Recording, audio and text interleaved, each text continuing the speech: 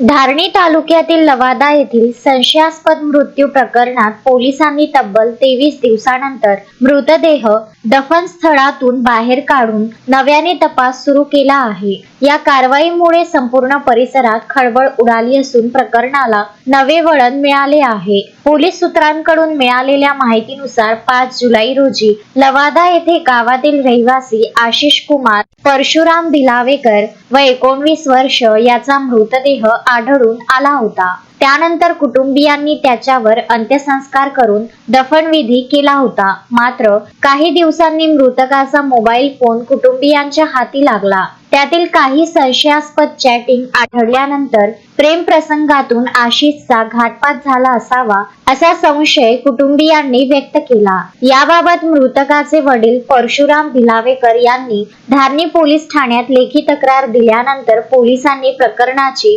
गंभीर दखल घेत तपासाची दिशा बदलली। वरिष्ठ पोलीस अधिकाऱ्यांच्या मार्गदर्शनाखाली आवश्यक कायदेशीर परवानगी घेऊन दफन स्थळातून मृतदेह बाहेर काढण्यात आला। धारणीचे तहसीलदार प्रदीप शेवाळे यांच्या प्रमुख उपस्थितीत पंचनामा करण्यात आला। तसेच घटनास्थळीच आवश्यक जैविक नमुने संकलित करून पुढील तपासासाठी प्रयोगशाळेत पाठविण्यात आले। ही संपूर्ण प्रक्रिया पोलीस निरीक्षक अवतार सिंग चव्हाण यांच्या उपस्थितीत पार पडली। पुढील तपास सहाय्यक पोलीस निरीक्षक सलीम चव्हाण करीत असून पोलीस अंमलदार मनोज लढे, विशाल दळवी तसेच जगत तेलगोटे यांनी कारवाईत सहभाग घेतला। धारणी पोलीस स्टेशन मध्ये दफ्तरी मर्ग दाखल करून या प्रकरणाचा तपास सुरू असून न्यायवैद्यकीय अहवाल आणि इतर पुराव्यांच्या आधारे मृत्यूचे नेमके कारण व घातपात झाला होता का याचा उलगडा होण्याची शक्यता आहे। पुढील तपास धारणी पोलीस करीत आहे।